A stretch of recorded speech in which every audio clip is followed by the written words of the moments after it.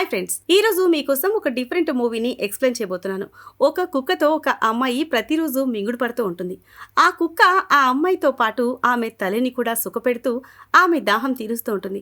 అయితే ఒకరోజు ఈ విషయం ఆ అమ్మాయి తండ్రికి తెలుస్తుంది. అతను వాళ్ళు చేస్తున్న ఘోరాన్ని డైరెక్ట్గా చూస్తాడు.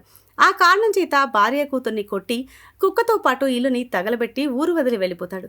అయినా కూడా ఆ కుక్క చావదు, దాని యావా తీరదు. మళ్ళీ ఆ అమ్మాయి ఆ కుక్కతో కలిసి కాపురం చేస్తూ అదే ఇంట్లో జీవిస్తూ ఉంటుంది. అలాంటి సమయంలో ఈ కథలో ఒక పెద్ద ట్విస్ట్ వస్తుంది.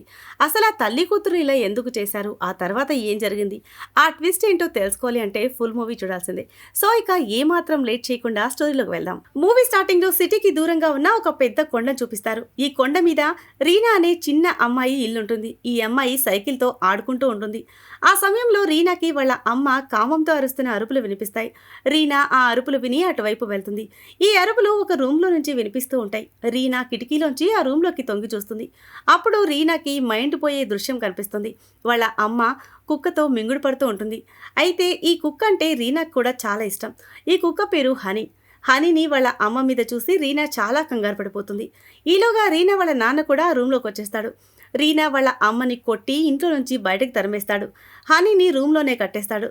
కొంతసేపు తర్వాత రీనా వాళ్ళ ఫ్యామిలీ ఇల్లు వదిలి వెళ్ళిపోవడానికి రెడీ అవుతారు. వెళ్ళేటప్పుడు రీనా వాళ్ళ నాన్న ఆ ఇంటికి నిప్పు పెడతాడు. హనీ రూమ్లోనే ఉంటుంది. అలా చూస్తూ చూస్తూనే ఇల్లు మొత్తం తగలబడిపోతుంది. కొన్ని సంవత్సరాల తర్వాత రోమన్ అనే వ్యక్తితో స్టోరీ స్టార్ట్ అవుతుంది. రోమన్ తన భార్యతో కలిసి హాలిడేస్ గడపడానికి ఒక కొండ మీదకి వెళ్తున్నాడు. వీళ్ళ బోటు సముద్రంలో కొండవైపుకు వెళ్తూ ఉంటుంది. వీళ్లకు దారిలో కొండ అంచుల్లో రీనా కనిపిస్తుంది. ఆమెతో పాటు హనీ కూడా ఉంటుంది.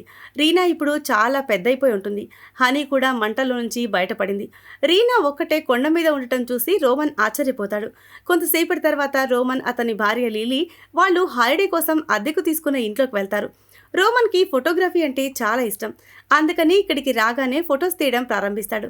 ఈ ఫొటోస్ అమ్మి డబ్బులు కూడా సంపాదిస్తాడు. రోమన్ పగలంతా ఫొటోస్ తీస్తూ ఉంటాడు. సాయంత్రానికి ఆ ఫోటోలన్నీ ప్రింట్ వేస్తూ ఉంటాడు. అయితే లిల్లీకి రోమన్ తన దాహం తీరుస్తాడని నమ్మకం ఉండేది. కానీ రోమన్ ఏం చేసేవాడు కాదు. తన పనిలో తాను మునిగిపోయేవాడు. రాత్రి లిల్లీ రోమన్తో దబిడిదిబిడి చేయించుకోవాలి అనుకుంటుంది. కానీ రోమన్ ఏమీ చేయకుండా కాలెత్తి పడుకునేవాడు. మరుసటి రోజు ఉదయం ఇద్దరూ పక్కనే ఉన్న పల్లెటూరుకు వెళ్తారు. అక్కడ ఒక హోటల్లో టిఫిన్ చేస్తారు. పగలంతా ఆ ఊర్లో తిరుగుతారు. సాయంత్రం ఇంటికి వెళ్ళేటప్పుడు రీనా వీళ్ళకి ఎదురు పడుతుంది. రోమన్ రీనాతో మాట్లాడాలని ప్రయత్నిస్తాడు. అయితే ఈలోగా హనీ అక్కడికి వస్తుంది. హనీని చూసి రీనా మళ్ళీ అక్కడి నుంచి పరిగెడుతుంది. హనీ కూడా రీనా వెనకాలే పరిగెడుతుంది. ఇదంతా చూసిన రోమన్ ఏం జరుగుతుందో తెలియక కంగారు పడిపోతాడు. ఇంటికి వెళ్ళిన తర్వాత లిల్లీ ఈ రోజైనా రోమన్ దాహం తీరుస్తాడు అనుకుంటుంది. కానీ మళ్ళీ ఆమెకి నిరాశ ఎదురవుతుంది. ఎందుకంటే మళ్ళీ రోమన్ బాగా తిని పడుకుంటాడు. మరుసటి రోజు రోమన్ లిల్లీ ఒక చిన్న బోట్లో షికారుకు వెళ్తారు. రోమన్ ఫోటోలు తీయాలి అనుకుంటాడు. అందుకని బోట్లో తిరగడానికి ప్లాన్ చేశాడు. ఇంకా లిల్లీకి ఆశ బతికే ఉంది. సమయం చూసుకుని రోమన్ ఆమెని నలిపేస్తాడు అనుకుంటుంది. అందుకని తనలో వేడి పుట్టించడానికి తన డ్రెస్ కూడా రిమూవ్ చేసుకుంటుంది. కానీ రోమన్ ఆమెని పట్టించుకోడు. ఈలోగా వాళ్ళ బోటు రాళ్లలో ఇరుక్కుంటుంది. దీంతో పాటు బోట్ మోటార్ కూడా చెడిపోతుంది. రోమన్ బోటుని బాగు చేయడానికి ప్రయత్నం చేస్తాడు. కానీ ఫలితం ఉండదు.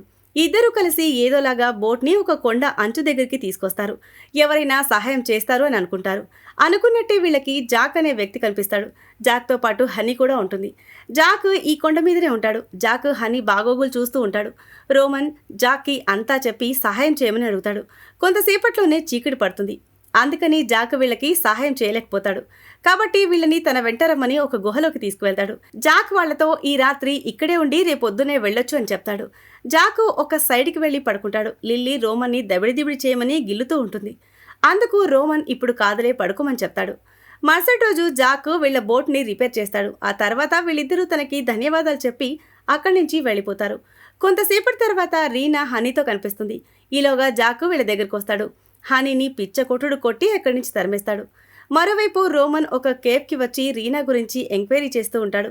రోమన్ రీనాని ఆ కుక్కతో చూశాడు కాబట్టి తనకి ఏదో డౌట్ కొడుతూ ఉంటుంది. ఏదో రహస్యం దాగి ఉంది అనుకుంటాడు. అందుకే ఎంక్వైరీ చేస్తున్నాడు. అక్కడున్న కేఫ్ వాడు రోమన్తో రీనాకు ఇల్లు లేదు. ఆమె రోజంతా అక్కడ ఇక్కడ తిరుగుతూ ఉంటుంది. అలాగే ఇక్కడ ప్రజలందరూ రీనా కుక్కతో సంసారం చేస్తుంది అని, అందుకే తన వెంట ఎప్పుడు కుక్క ఉంటుందని అనుకుంటున్నారని చెప్తాడు. కేఫ్వాడు చెప్పిన మాటల మీద రోమన్కి నమ్మకం కలగలేదు. అందుకని కేఫ్వాడు కొండ మీద ఉన్న ఆ ఇంటిని చూపిస్తూ ఆ ఇల్లు రీనాది. చాలా రోజుల క్రితమే మంటల్లో కాలిపోయిందని చెప్తాడు. ఆ తర్వాత కేఫ్ వాడి మాటలు విని రోమన్ ఆ ఇంటికి వెళ్తాడు. రీనా ఇల్లు పూర్తిగా కాలిపోయింది. అందువల్ల ఈ ఇంట్లో ఏ వస్తువులు లేవు. రోమన్ ఆ ఇంటిని చూస్తూ ఇంటి మేడ మీదకి వెళ్లి చుట్టుపక్కల చూస్తూ ఉంటాడు. ఈలోగా రీనా వచ్చి రోమన్ కెమెరా దొంగలించి తీసుకుని పారిపోతుంది. రోమన్ రీనాని పట్టుకోవడానికి వెంట పడతాడు. రీనా అప్పుడప్పుడు ఈ ఇంటికి వస్తూ వెళ్తూ ఉండేది. కానీ ఈ విషయం ఎవరికీ తెలిసేది కాదు. రీనాని రోమన్ పట్టుకునేవాడే. కానీ ఈలోగా హనీ అక్కడికి వస్తుంది. హనీని చూసి రోమన్ వెనకడుగు వేస్తాడు. అప్పుడే జాక్ వెనక నుంచి వచ్చి రోమన్ మీద అటాక్ చేస్తాడు. జాక్కి రోమన్ని ఇంట్లో చూడటం నచ్చలేదు. రోమన్ జాక్తో ఫైట్ చేసే ప్రయత్నం చేస్తాడు. కానీ జాక్ శక్తి ముందు రోమన్ ఎక్కువసేపు నిలబడలేకపోతాడు. జాక్ రోమన్ని ఈ ఇంటి నుంచి దూరంగా ఉండమని తన కళ్ళతోనే హెచ్చరిక చేసి అక్కడి నుంచి వెళ్ళిపోతాడు. కొంతసేపటి తర్వాత ఇంటికి వెళ్ళిన రోమన్కి ఇంట్లో తన కెమెరా కనిపిస్తుంది. లిల్లీ ఈ కెమెరా రీనా దగ్గర ఉంది. ఆమె ఇంట్లోనే కూర్చుందని చెప్తుంది. లిల్లీ చెప్పిన వెంటనే రోమన్ రూమ్లోకి వెళ్ళి రీనాను చూస్తాడు. రీనా భోజనం చేస్తూ ఉంటుంది. రోమన్ రీనాతో మాట్లాడాలని ప్రయత్నం చేస్తాడు. కానీ రీనా భయపడి అక్కడి నుంచి పారిపోతుంది. మరుసటి రోజు రోమన్ మళ్ళీ రీనా ఇంటికి వెళ్తాడు. అక్కడ రోమన్కి హనీ కనిపిస్తుంది. రోమన్ దాంతో స్నేహం చేసుకోవాలని ప్రయత్నం చేస్తూ ఉంటాడు. కానీ కుక్క స్నేహం లేదు తొక్కలేదని అక్కడి నుంచి వెళ్ళిపోతుంది. కొంతసేపటి తర్వాత ఇంటికి వెళ్ళిన రోమన్కి బాత్రూంలో లిల్లీ రీనాకి స్నానం చేస్తూ ఉండటం కనిపిస్తుంది. లిల్లీ రీనాకి ప్రేమతో స్నానం చేస్తూ ఉంటుంది. స్నానం చేసిన తర్వాత లిల్లీ రీనాని రోమన్ దగ్గరికి తీసుకొచ్చి పరిచయం చేస్తుంది. ఆ తర్వాత లిల్లీ రీనాకి కొత్త బట్టలు కూడా ఇస్తుంది. కొత్త బట్టలు వేసుకున్న రీనా చాలా అందంగా కనిపిస్తూ ఉంటుంది.